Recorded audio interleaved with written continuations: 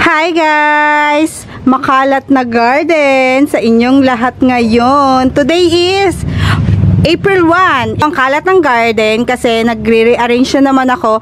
Alam nyo yung isang video ko na nagre-rearrange ako dito. Hindi ko pa siya ma-upload kasi nga hindi pa tapos yung rearrange ko. Isang araw, isang layer lang, ganyan. Pero hindi siya sunod-sunod na araw. So, kung mapapansin nyo, kalat yung garden ko. Ayan. Dapat may i-video ako or i-vlog ako today. Pero, mukhang hindi naabutin. Bukas na lang siguro. 3:30 na ngayon. I think. Tingnan natin sa loob. 3:34 na pala. Walang araw. Kanina meron eh. Kanina meron. Tapos, nawala ulit. Tapos, meron ulit.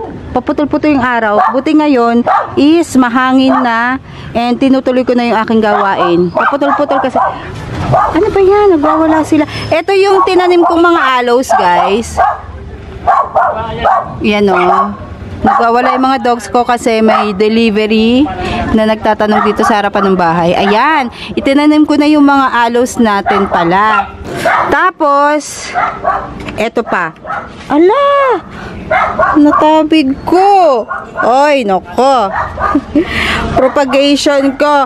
Eto guys, so, ayan, maaraw na. Hindi ko to napakita sa inyo nung nakaraan. I mean, maaraw. Stress na ulit sila. Tingnan nyo. Oh, pulang-pula na siya. Hindi ko sila na-vlog sa inyo nung nakaraan. Hanggang dito lang yung napat ko. Yan. Tapos yung bandang dito, kagabi ko lang siya napat. Ay, akin yan? 24 months, galing rose. Wait lang, sa akin pala yun. Check na dito kung ano yung dumating. Sa akin pala yun. Hindi lang yan daw ako ina-istorbo kasi nagbablog ako. Hala. Hala. Hala, ayaw. Agay. Ay, chocolates. Bumili ako sa SNR kasi hindi pa kami makapunta sa SNR dahil walang time si hubby and hindi ako nagda-drive doon. Sobrang traffic kasi. Baba! Hindi yan sa'yo. Ba't ko dito ibinaba? Naka-plastic naman. Check ko lang. Ayan. Umorder ako kasi wala lang. Nilalagay ko lang sa ref. Ayan. Tikman natin to. Kasi masarap to. Hindi siya ganun katamis. Para sa akin. Kumpara doon sa ibang branded. Kisses, wag yan. Wag yan. Good thing na hindi ako naglalagay gaano sa mga halaman ko nitong mga Starkel G kasi napansin nyo kanina si Kisses, inaamoy niya yung mga lupa na something na ganyan. Kaya ito guys, ilang taon na to? 3 years I think or magpo 4 years, going 4 years. Hindi pa siya ubos. Kasi nga hindi ako basta-basta naglalagay nito dahil yung mga dogs ko nag-aamoy-amoy kasi sila dito and ayoko naman lagyan. Kaya hindi na ako gaanong gumagamit nito. Pero gumagamit pa rin ako. Madami nga rin nagtatanong sa inyo ng insecticides na ginagamit ko. Actually, wala na. Hala! Tumawag ulit! Ano ba yan? Murder na. Na-murder na yung aking mga halaman. Wala, tumaob yung yung propagation ko, na tabig ko. Ito, tinanggalan ko ng dahon and pinaltan ko ng potting mix kasi yung potting mix niya is ito marami siyang lava rock which is ayaw niya siguro. And then ito, lalagyan ko kasi ito ng toppings. Dami ko kayang gagawin dito sa garden. Nakabili na naman ako ng potting mix. Pames. Ayan Pames. Bumili ako kahapon dun sa pinagbilhan ko ulit and nagulat ako. Pinresyohan ako ng tendero ng 450 per sack. Nagulat ako. Sabi ko 250 lang yung bili ko dyan Tapos ayun, 250 ko nabili. Bumili akong tatlo. Sa susunod na balik ko, bibili na ako na marami. Kasi pag iba-iba yung tendero, iba-iba yung price. Meron pa naman akong isang bibilhan kung sakali na magtaas sila.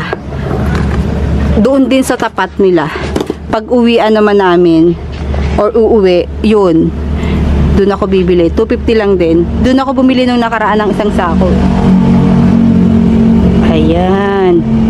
And then ano pa ba? Ayan, inaayos ko na rin to. Ito yung mga ililipat natin sa labas ng garden kasi ito guys is nakalagay dito sa area na to, may nakalagay dyan. And then, eto, graduating na din to sa labas. Sa labas ko tilalagay itong monstrous na Fred Ives yan, pero I think parang ano na siya, magiging Fred Ives na siya katagalan. Yan.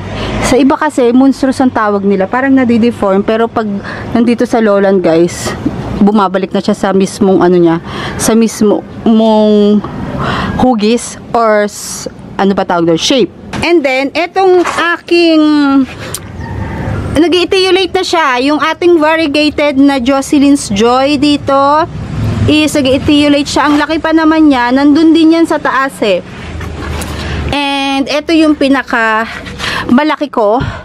Actually guys, eto nung nabili ko before, medyo maliit to eh. Eto, pero ngayon gising niya malaki na. Tuwan-tuwa eh, no? Ayan, ang ginawa ko dito, hindi ko siya hindi ko siya tinatanggalan dati ng dahon dito.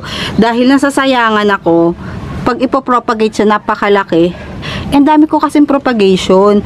Tatanggalan ko sana ng dahon kasi nga napipisat na yung mga dyan, variegated. Dito. Yung isang maliit ay yung sa dulo. Yan.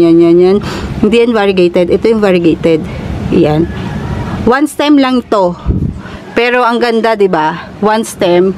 Ang ganda, compact na compact. Ito, Jocelyn's Joy. Tapos meron pa ako neto sa labas ng bahay. Ay, malaki na rin pala 'yun, kasing laki na rin pala neto. Ito nung nabili ko, maliit pa rin 'to eh, itong maliit na 'to. Hindi lang siya stress kasi ganyan siya oh, nakaganyan. Dito sa harap. Tapos ang araw dito lang. Nakatutok siya dito sa harapan. So etong si variegated, one stem lang din to eh. Ito oh, one stem siya, si Jocelyn's Joy. Kung mapapansin nyo is maputla ang kulay niya kasi nilagay ko siya sa area na nandun, dun sa likod.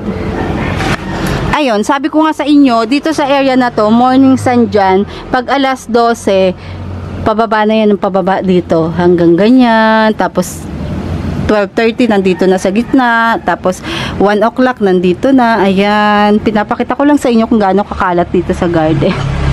Wala lang, inaayos ko kasi eh, 'di ba baba? Hindi rin ako makapag-vlog ng ayos dahil dito sa bulilit na to. Okay, hindi ako talaga makapag-vlog kasi lagi siyang sumasama. Actually, lahat sila, tatlo. Yung akala mo tatakasan ko lagi silang ganyan. So, hindi ako makapaglabas-labas dito, mag-vlog, dahil mainit, naghihingal-hingal sila. Ngayon lang, hindi gaanong maaraw. Pero kanina habang nagsisimula ako dito sa garden, hinihingal si Cookies. Eh, pag inilak natin yung pinto, magwawala lalo sila. Nakakagawa naman ako pag hindi nagbablog. Kaya lang pag nagbablog ako, nakalaking pinto, magwawala ang ingay sa vlog. Kaya inaano ko na. Hindi ako makapag-vlog pag nag-iinarte yung mga yan. Kala mo kinakatay na baboy. Yan, ganyan yan. Kahit may tao sa loob, alam nila. Pag aalis ako, si Cotton, si Kisses, magpapaalam ako na aalis na ako sandali, 30 minutes, ganyan. Iiyak lang sandali, pero okay na. And dapat pag uwi mo, may pasalubong ka sa kanila. Yun, ganon. Si Cookies, hindi mo talaga siya maiiwan dito. Kumbaga sa bata, magwawala yan, magngangangal yan, nagiging yan, monkey. Mabubuksan niya yung mga bintana, yung niya, sasaktan niya yung sarili niya. Nabet nga yan nung nakaraan eh, kasi siguro humabol sa akin, galing ako sa nag-grocery ako, hindi mo naman po pwedeng isama yung mga yun sa grocery, 'di ba? So, nag-grocery ako, pagdating dito, hawak ko sa kanya, umiiyak siya, may pilay. So, pinabet namin, ayun nga, na may pilay lang konti, pero ilang days lang daw mawawala na yun. Wala namang nireseta sa kanya. Kinuhaan lang din siya ng ng dugo. Ayun. 'Di ba okay? Ayan oh. Tingnan nyo. Ay, sus, hingal-hingal oh. Alis tayo. Saan tayo punta? Tagaytay ulit? Punta tayo Tagaytay. Ayun. Yung aking isang halaman, tingnan nyo oh. Kailangan yata ilipat ko siya. Diniligan ko na siya 1 week ago. Pero nagkaganyan siya. Pagkadilig ko after 2 days, nagkaganyan siya. Hindi ko naman sasabihin na na-overwatered. Kasi kung na-overwatered yan, lahat yan, damay. Ang potting mix niya maganda. So, mainit. Prone talaga to si, ano bang pangalan to? Strawberry ice sa init. Ito pala, hindi pala siya strawberry ice. Arctic Ocean yata to. Mali ako guys. Kasi doon sa isang ni-reels ko, or in-upload ko, strawberry ice ang tawag ko. Ito yung strawberry ice. Tingnan nyo oh. Nagkakaroon talaga siya ng watery sa dahon. Pero dito sa area na to medyo mahangin dito. Inaayos ko ulit kasi nag-i-etiolate na yung iba, so nililipat-lipat. Dapat tayo guys, pag may halaman tayo, lilipat-lipat nyo talaga sila dahil yung araw hindi naman yan mag-i-stick sa isang lang lalo na pag bare months, nag-iiba yung form, nag-iiba yung pwesto ng nag-iiba-iba yung pwesto ng araw, kaya yun ang nangyayari. Siya nag-i-etiolate yung iba namamatay, nasusunog. Ang ganda ng orange lover ko.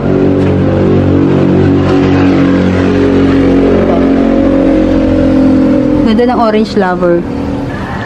Ganda-ganda. Gusto ko ng California sunset. At gusto ko ng California sunset. And ano ba yung isang gusto ko pa? Meron pa ako isang gusto guys na kamukha ni California sunset. Ayun, ang ganda. May California sunset naman ako dito. Pero gusto ko yung malaki. Yung lash. Ganda kasi parang orange yung color niya. And tingnan nyo oh. Yung pre sa atin ni seller nung nakaraan. Huwag na nga tayo mag-vlog ng bukas na ako mag-vlog ng matino. Matino. May iba-vlog kasi ako. Na-stress na siya.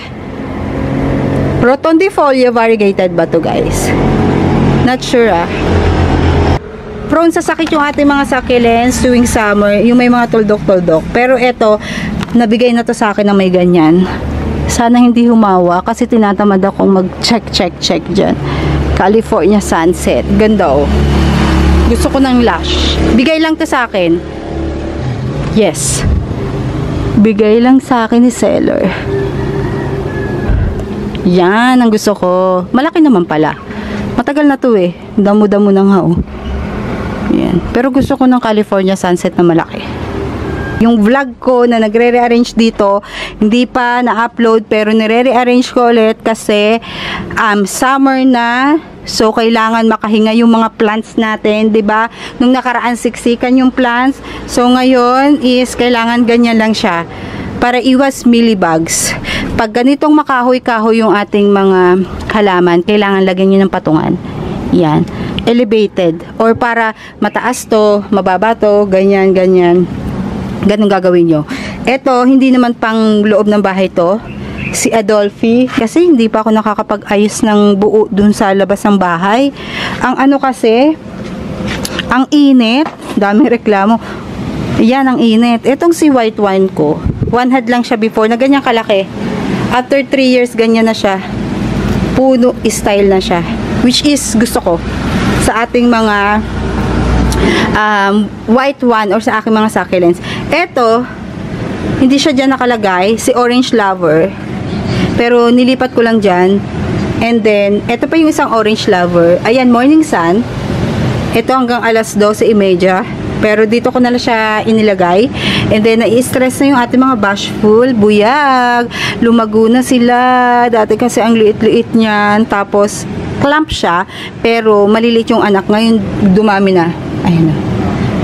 Favorite ko to. Tignan nyo yung mga anak-anak. Yan sa area na yan, may nalusaw. So, kaya nagkaganyan siya. Pero at least may anak-anak na siya.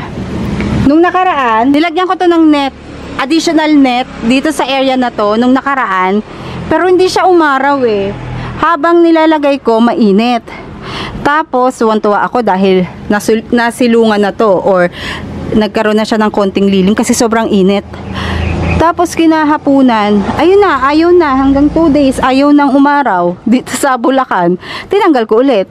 Ngayon, nung tinanggal ko, umaraw na naman. Nakakasura. Nakakapagod.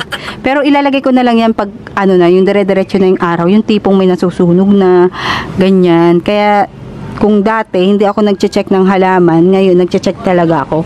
Tingnan nyo tong si, tingnan nyo, diba? Wala na siyang kulay. Nung nakaraan, nakita nyo, pulang-pula siya. Nasaan ba yung kasama niya? Ito pa yung isa, oh. Pulang-pula yan. Hindi yata kita. Tingnan natin. Ayan, oh. Diba? Pulang-pula. Hindi pa nga gaanong mapula yan. Yung nasa labas, mas mapula. Ngayon, yung isa, mapula na rin yan dati. Inilagay ko nga dun sa area na yun. Nawala yung kulay. So, ilalagay ko na lang siya dito either sa labas ng bahay or isasabit. Ayan, isasabit. Tuyot na yung mga damo. Pag ganyan, ibig sabihin, tuyot na rin yung potting mix niyan. Kakadilig ko lang dyan eh. Pero hindi ko sila dinidiligan agad. Kahit na makita ko na ganyan, hindi ko agad-agad dinidiligan kasi pagbasa yung potting mix sobrang init or uminit kinabukasan, lusaw yan. Ito prone talaga siya sa lusaw pag summer. Kahit na hindi mo naman siya na overwatered, yan, lusaw yan. Lusaw yan. Ito oh. One head pa naman yan. Ay one stem pa naman yan. Ito nagkasakit to guys. Si Ice. Ay, ito ba? Ayan, nagkasakit yan dito sa stem. Sakit ng mga succulents ko na pag minsan nakakabili ako, may sira na talaga sila. And ang ginawa ko, kinutkot ko talaga ng kinutkot yung stem. Nilagyan ko ng Ditane. Ayan. Nasira. Naupuan ko. Okay lang. Dito ko nilagay yung ibang mababalahibo ko na halaman kasi nandito yung mga kasamahan niya. Andun din sa ibabaw. Pakita ko sa inyo, nagpuputukan yung dahon ng aking halaman. Yung iba, kasi nasasobrahan sila sa dilig. Nakalimutan ko na kung alin yung nagputukan dito. Ay, ito. Yan. Nagputukan. Si Indo Opalina. Nagpuputukan yung dahon niya. Katakawan sa water. Tingnan nyo yung cream tea ko. Tinanggalan ko ng dahon kasi naninilaw yung ibang dahon. Pero usog. Yung mga Ditane na yun, nilagyan ko lang yan kasi tinanggalan ko sila ng dahon. So ngayon, since summer, nilagyan ko ng Ditane yung area na pinagtanggalan ko ng dahon. And then, dito sa, for example, ito, propagation. Gaano katagal bago mo makita yung dahon yan? I think mga matagal sa cream tea. Ipakita ko sa inyo yung cream tea ko na propagation 3 years ago. 3 years ha? 3 years. Ayan o. 3 years guys. Hindi ko alam kung nasan yung nanay na cream tea nito. Pero dati kasi ang hilig ko mag-propagate. Tinatanggal ko yung mga dahon 10. Madami silang nabuhay pero ito lang yung natira sa akin. I think. Or 3. Ito oh. May nabuhay pa ako eh. Monocerotis nabuhay. Ito guys, nalagas. Hindi ko alam, naapakan ko yata nung nagre-rearrange ako, natanggal ang dahon. Tapos, okay naman ngayon. Inilagay ko sa dish garden. Wala kasi akong paso, pinagsama-sama ko. Ayan, okay na yan. Siguro mga 3 months na yan dyan, na nakalagay dyan. So, yun lang talaga. Bye-bye na guys. Gagabi na. Magpa-propagate pa ako ng aayusin ko pa yung mga propagation ko and magwawalis pa ako dito. So, see you on our next video para matapos na ako and para malinis na ulit dito sa garden kasi kailangan malinis ko to dahil papamahay ng millibugs yung mga yan. So, ayun at see you on our next video. Inaantok na yung bebe ko. Bye!